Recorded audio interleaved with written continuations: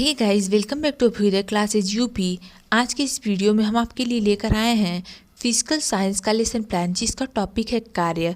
जैसा कि अपने पिछले वीडियो में हमने उष्मा का लेसन प्लान पर डिस्कस किया था और कहा था नेक्स्ट वीडियो में हम आपके लिए कार्य प्रकरण का लेसन प्लान लेकर आएंगे। तो चलिए देखते हैं। हाँ, आगे बढ़ने से पहले अगर आप चैनल पर नए होंगे और अभ्युदय क्लासेज यूपी को सब्सक्राइब नहीं किया होगा तो प्लीज़ एक बार से चैनल को लाइक शेयर एंड सब्सक्राइब अवश्य कर दीजिएगा। एंड किसी भी टॉपिक पर आपको लेसन प्लान चाहिए तो आप कमेंट बॉक्स में भी बता सकते हैं। और हाँ, आपको विज्ञान विषय के और भी जो टॉपिक हैं, बायोलॉजिकल साइंस और फिजिकल साइंस के और भी टॉपिक आपको इसके लेसन प्लान चैनल पर मिल जाएंगे। आप एक बार चैनल पर चेक कर लीजिएगा और मैं लिंक भी दे दूंगी आपको, वो भी वहाँ से भी आप देख सकते हैं। ओके, चलिए देखते हैं हमें लेसन प्लान लिखना कैसे है, बनाना कैसे है। सबसे पहले तो हम लिखते हैं पाठ्य योजना, फिर उसका हम संख्या लिख देते हैं। जैसे यहाँ पे आप देख सकते हैं लिखा हुआ है पाठ्य योजना संख्या 3 है ये हमारा, क्योंकि जो पहला पाठ्य योजना था वो हमारा प्रकाश पर था और दूसरा था उष्मा पर। इन दोनों पाठ्य योजना पर हमने चर्चा कर लिया, आपको उसकी वीडियो चैनल पर मिल जाएगी, मैं लिंक भी दे दूँगी, आप वहाँ से भी जाकर चेक कर लीजिएगा अगर आपको इसकी आवश्यकता होती है तो। उसके बाद हम लिखते हैं छात्र अध्यापिका का नाम। अगर आप छात्र अध्यापक हैं तो यहाँ पे छात्र अध्यापक का नाम लिखेंगे। फिर विद्यालय का नाम लिखते हैं।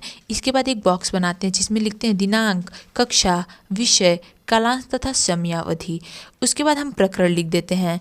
प्रकरण है हमारा कार्य, तो यहाँ पे प्रकरण कार्य लिख देंगे। फिर सामान्य उद्देश्य लिखते हैं। सामान्य उद्देश्य में यहाँ पे आप देख सकते हैं पूर्वत लिखा हुआ है, क्योंकि ऑलरेडी जो हमने ऊपर 2 पाठ्य योजना पर चर्चा किया था उष्मा और प्रकाश पर, उन दोनों में हमने सामान्य उद्देश्य लिखा हुआ है।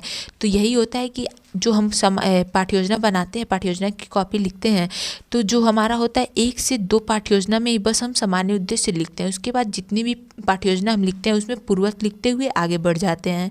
ओके, अगर आप ये कार्य वाला टॉपिक पहले पाठ्य योजना में अपने लिख रहे होंगे तो आप सामान्य उद्देश्य अवश्य ही लिखेंगे। अगर आपको सामान्य उद्देश्य लिखना है तो आप एक बार से जाकर उसमें वीडियो में देख सकते हैं, आपको मिल जाएगा। फिर हम विशिष्ट उद्देश्य लिखते हैं। विशिष्ट उद्देश्य में हम कुल 3 उद्देश्य लिखते हैं, ज्ञानात्मक, बोधात्मक और क्रियात्मक।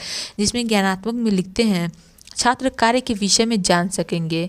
फिर बोधात्मक में लिखेंगे छात्र कार्य के प्रश्नों को समझ सकेंगे तथा व्याख्या कर सकेंगे। यहाँ पे बोधात्मक हुआ। अब हम क्रियात्मक उद्देश्य लिखते हैं। क्रियात्मक में लिखेंगे छात्र कार्य का अपने दैनिक जीवन में प्रयोग समझ सकेंगे। ओके, उसके बाद हम सहायक सामग्री लिखते हैं। सहायक सामग्री जो भी आप यूज़ करेंगे वो यहाँ पे आप लिख देंगे, जो भी चीज़ यूज़ करेंगे वो लिखेंगे। उसके बाद हम शिक्षण विधियाँ पे आते हैं। शिक्षण विधियाँ लिखते हैं व्याख्यान विधि, प्रश्नोत्तर विधि और प्रदर्शन विधि। व्याख्यान विधि को स्पष्टीकरण विधि भी लिखा जाता है और प्रश्नोत्तर विधि को प्रश्नीकरण विधि भी, और प्रदर्शन विधि को प्रयोग प्रदर्शन विधि भी आप लिख सकते हैं। ठीक है, उसके बाद हम पूर्व ज्ञान लिखते हैं। पूर्व ज्ञान में लिखेंगे छात्र कार्य के बारे में सामान्य जानकारी रखते हैं। फिर आते हैं हम प्रस्तावना के प्रश्न की ओर। प्रस्तावना का प्रश्न लिखते हैं, इसमें एक बॉक्स बनाते हैं जिसमें लिखते हैं क्रम संख्या, दूसरे में छात्र अध्यापिका कथन। अगर आप छात्र अध्यापक हैं तो छात्र अध्यापक कथन, उसके बाद छात्र छात्रा कथन लिखेंगे। इसमें हम कुछ प्रश्न करते हैं। जैसे पहला प्रश्न है हमारा, आपको कौन कौन से खेल पसंद हैं? छात्रों को जो होगा वो बताएंगे क्रिकेट, फुटबॉल, कबड्डी आदि, वो आप छात्र छात्रा कथन वाले बॉक्स में लिख देंगे। फिर दूसरा क्वेश्चन करेंगे क्रिकेट को आप कैसे खेलते हैं? छात्र बताएंगे बैट से बाल को मारा जाता है, तो आप लिख देंगे। फिर तीसरा प्रश्न करेंगे बॉल पर बैट से मारकर क्या किया जाता है? छात्र बताएंगे कि बॉल को मारने का कार्य किया जाता है, तो यह आप लिखेंगे। उसके बाद हम लिखते हैं समस्यात्मक प्रश्न अपना, जो है कार्य की परिभाषा बताइए। यहाँ पे हो जाएंगे छात्र मौन, आप लिख देंगे समस्यात्मक प्रश्न यहाँ पे, या मौन भी लिख सकते हैं। ओके, जो आपके कॉलेज का फॉर्मेट होगा उस हिसाब से थोड़े बहुत चेंजेस आप अवश्य ही कर लेंगे। उसके बाद हम उद्देश्य कथन पे आते हैं। उद्देश्य कथन लिखते हैं जिसमें लिखेंगे बच्चों आज हम लोग विज्ञान विषय के अंतर्गत कार्य के बारे में विस्तृत अध्ययन करेंगे। यहाँ पे होता है हमारा उद्देश्य कथन भी कंप्लीट। फिर आगे बढ़ेंगे हम प्रस्तुतिकरण पे। प्रस्तुतिकरण लिखेंगे, इसमें भी एक बॉक्स बनाएंगे जिसमें लिखेंगे शिक्षण बिंदु, छात्र अध्यापिका या छात्र अध्यापक कथन, छात्र छात्रा कथन, और आखिरी में जो लिखते हैं वो हम श्यामपट्ट कार्य लिखते हैं। ये श्यामपट्ट कार्य जो करते हैं वो चीज़ हम यहाँ पे लिखते हैं। उसके बाद इसमें हम सबसे पहले तो विकासात्मक प्रश्न करते हैं। विकासात्मक प्रश्न क्या होते हैं, बोध प्रश्न क्या होते हैं, इस पर ऑलरेडी हमने अपने पिछले वीडियो में चर्चा कर लिया है, जो कि वाइवा में अक्सर पूछे जाते हैं क्वेश्चन, तो उसे आप अवश्य ही ध्यान में रखेंगे। सबसे पहला शिक्षण बिंदु लिख लेंगे कि हमारा कार्य है। सबसे पहला शिक्षण बिंदु क्या है? कार्य, ये आप लिख लेंगे। फिर विकासात्मक प्रश्न आप लिख लेंगे, जैसे कि यहाँ पे लिखा हुआ है कार्य किसे कहते हैं। यहाँ पे छात्र हो जाएंगे मौन, आप लिख देंगे समस्यात्मक प्रश्न। फिर स्पष्टीकरण देंगे, स्पष्टीकरण हेडिंग लिख देंगे। और जितना ये स्पष्टीकरण दिया हुआ है, लिखा हुआ है, इसका आप एक बार स्क्रीनशॉट लीजिएगा। फिर हम आगे बढ़ते हैं अपने बोधात्मक प्रश्न की ओर। यहाँ पे आप देख सकते हैं लिखा हुआ है किसी वस्तु पर बल लगाकर वस्तु को बल की दिशा में विस्थापित करने की क्रिया कार्य कहलाती है। फिर कार्य का जो भी सूत्र है यहाँ पे आप देख सकते हैं लिखा हुआ है, सब लिख लेंगे। और हाँ, एक चीज़ अवश्य आप करेंगे, ये जो है यहाँ पे स्पष्टीकरण के ठीक सामने और समस्यात्मक प्रश्न के नीचे छात्र ध्यानपूर्वक सुन रहे हैं, यह आप अवश्य ही लिखेंगे। और एक चीज़, आप श्यामपट्ट कार्य बिल्कुल भी नहीं छोड़ेंगे, क्योंकि जब आप टीचिंग करते हैं तो टीचिंग के दौरान श्यामपट्ट कार्य भी करते हैं। क्योंकि श्यामपट्ट लेखन कौशल इसीलिए हमें सिखाया जाता है माइक्रो टीचिंग में, क्योंकि श्यामपट्ट कार्य हम करते हैं। तो श्यामपट्ट कार्य जब हम करते हैं तो यहाँ पे जो भी हम टीचिंग के दौरान श्यामपट्ट कार्य करते हैं, जो भी लिखते हैं आप यहाँ पे श्यामपट्ट कार्य में अवश्य ही लिख लेंगे। ओके, इतना हुआ। इसका भी एक बार स्क्रीनशॉट लीजिए। ये हमारा पहले शिक्षण बिंदु का ही सब है। फिर हम आगे बढ़ते हैं अपने बोधात्मक प्रश्न पे और दूसरे शिक्षण बिंदु पे उसके बाद।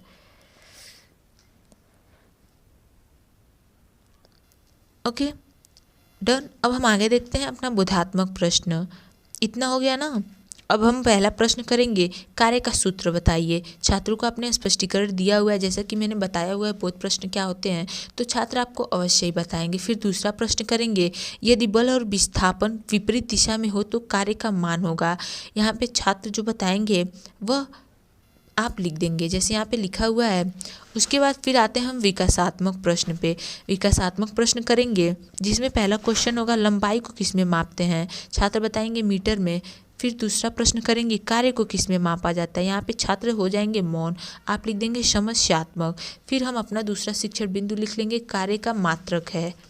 दूसरा शिक्षण बिंदु हमारा कार्य का मात्रक, इसे आप अवश्य ही लिख लेंगे।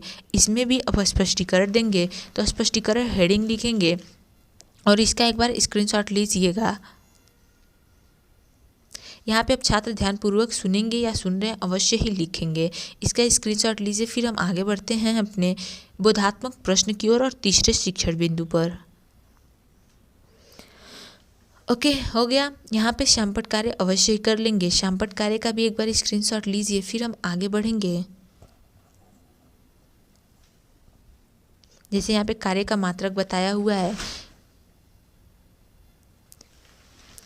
ओके, एक चीज़ आप अवश्य ही ध्यान रखेंगे, कुछ इस प्रकार आप जब बनाते हैं, श्यामपट्ट कार्य करते हैं, तो आपको श्यामपट्ट कार्य वाले बॉक्स में ज़्यादा लिखना भी नहीं पड़ता है। नहीं तो बहुत से कॉलेज का ऐसा फॉर्मेट होता है कि जितना भी आपने स्पष्टीकरण दिया है उतना आप श्यामपट्ट कार्य में भी लिखना पड़ता है, लिखना होता है। तो अगर आप कुछ इस प्रकार करते हैं तो अच्छा भी लगता है देखने में, कॉपी भी अच्छी लगती है देखने में, और आपको भी ज़्यादा मेहनत नहीं करनी पड़ेगी और अच्छा भी लगेगा बनाने में और लिखने में भी और देखने में भी। इसे आप ध्यान में रखेंगे। उसके बाद हम आते हैं अपने तीसरे शिक्षण बिंदु पर। तीसरा शिक्षण बिंदु है हमारा कार्य के प्रकार।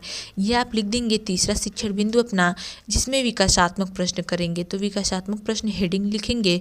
उसके बाद इसमें भी कुछ प्रश्न कर लेंगे, जैसे यहाँ पे आपने बताया हुआ है कार्य का सूत्र क्या होता है, तो छात्र अवश्य बताएंगे W बराबर F गुणे D। उसके बाद आप दूसरा क्वेश्चन करेंगे, कार्य कितने प्रकार का होता है। यहाँ पे छात्र समस्यात्मक हो जाएंगे। फिर स्पष्टीकरण दे देंगे आप। स्पष्टीकरण यहाँ पे हेडिंग लिखेंगे, इसमें आप कार्य 3 प्रकार का होता है ये बता देंगे। छात्र छात्रा ध्यानपूर्वक सुनेंगे या सुन रहे हैं ये लिख देंगे। और कार्य के तीनों प्रकारों को आप बताएंगे। जैसे यहाँ पे लिखा हुआ है धनात्मक कार्य, ऋणात्मक और शून्य कार्य, इन तीनों को आप एक्सप्लेन करेंगे, तो इसीलिए आप इसे स्पष्टीकरण में लिख भी लेंगे। ओके, हो गया इतना। अब हम देखते हैं आगे अपना बोधात्मक प्रश्न। यहाँ पे आप जो श्यामपट्ट कार्य है, जैसा भी मैंने बताया आगे, वो अवश्य करेंगे। कुछ इस प्रकार बनाएंगे तो ज़्यादा अट्रैक्टिव लगेगा, देखने में रोचक लगेगा और आप लिखने में भी कठिनाई नहीं होगी। कार्य के तीनों प्रकार लिखा हुआ है, धनात्मक, ऋणात्मक और शून्य, ये तीनों आप लिख लेंगे। फिर हम लिखते हैं बोधात्मक प्रश्न। बोधात्मक प्रश्न की ओर आगे बढ़ने से पहले हम आपको बता दें, ये हमारा पाठ्ययोजना संख्या 3 है। नेक्स्ट जो है हमारा पाठ्ययोजना संख्या 4, उसका टॉपिक है ऊर्जा। उस पर हम चर्चा करने वाले हैं। तो अगर आपको इसकी आवश्यकता होती है तो चैनल से जुड़े रहें। एंड अगर अभी तक आपने चैनल को लाइक शेयर एंड सब्सक्राइब नहीं किया तो प्लीज़ एक बार से चैनल को सब्सक्राइब तो अवश्य कर दीजिएगा। वीडियो पसंद आई तो लाइक एंड शेयर करिएगा और कमेंट बॉक्स में जो भी दिक्कत हो आप बता सकते हैं। जिस भी टॉपिक पे लेसन प्लान चाहिए वो भी आप बता सकते हैं। चलिए देखते हैं बोधात्मक प्रश्न। इसमें हम प्रश्न कर लेंगे। आप यहाँ पे देख सकते हैं प्रश्न किया हुआ है, जब बल वस्तु की गति के विपरीत जाता है तो क्या कहलाता है। छात्र बताएंगे, आपने बताया हुआ है जस्ट ऊपर ऋणात्मक कार्य, तो यहाँ बता देंगे, आप लिख लेंगे। फिर दूसरा प्रश्न भी कर लेंगे, शून्य कार्य क्या होता है इसके बारे में आप पूछ लेंगे। यहाँ पे जैसे लिखा हुआ है, जब बल और गति दिशा में 90 अंश का कोण बनाता है तो क्या कहलाता है। छात्र बता देंगे शून्य कार्य कहलाता है, ये भी आप लिख देंगे। अब हम आगे बढ़ेंगे अपने पुनरावृत्ति के प्रश्न की ओर। पुनरावृत्ति के प्रश्न या इसे मूल्यांकन के प्रश्न भी कहा जाता है, लिखा जाता है। आपके कॉलेज का जो भी फॉर्मेट होगा उस हिसाब से लिख लेंगे। मूल्यांकन होगा तो मूल्यांकन यहाँ पे आप लिख सकते हैं। ओके, इसमें हम कुछ प्रश्न करते हैं। जैसे पहला क्वेश्चन है हमारा, कार्य की परिभाषा बताइए। दूसरा, कार्य के प्रकार कितने हैं। तीसरा, कार्य का मात्रक बताइए। ये हो जाएगा हमारा पुनरावृत्ति के या मूल्यांकन के प्रश्न। ओके, हाँ, एक चीज़ आप ध्यान रखिएगा, यहाँ पे 3 प्रश्न हैं। अगर आपको और भी 1-2 प्रश्न ऐड करने हो तो बिल्कुल भी बेझिझक, आपकी इच्छा अनुसार है। आपने जो स्पष्टीकरण दिया है ऊपर उसमें से 1 आध प्रश्न और भी ऐड कर सकते हैं, इसमें कोई भी दिक्कत नहीं है। अब हम आगे बढ़ते हैं अपने गृह कार्य पे। गृह कार्य ही देकर हमारा पाठ्य योजना होता है समाप्त। तो यहाँ पे लिखते हैं, सभी छात्र घर से कार्य के बारे में लिख कर लाएंगे। और यहाँ पे होता है हमारा पाठ्य योजना अब समाप्त। सो गाइस, आज की वीडियो में बस इतना ही। मिलते हैं अगले वीडियो में, तब तक के लिए चैनल से जुड़े रहने जाते वक्त अभ्युदय क्लासेस यूपी को लाइक शेयर एंड सब्सक्राइब अवश्य करते जाइएगा। Okay, thank you.